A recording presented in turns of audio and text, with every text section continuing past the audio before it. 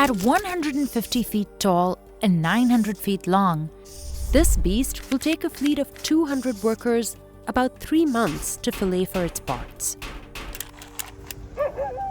Many of them live right on the yard, like Azam Khan, who moved here from northern Pakistan.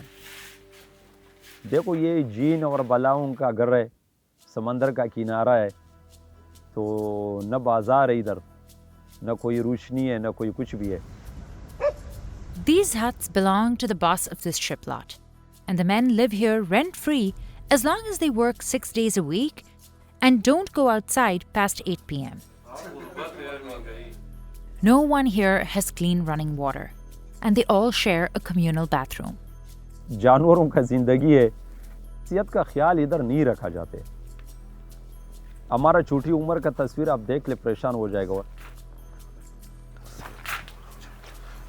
Azam bandages his shoes for extra protection.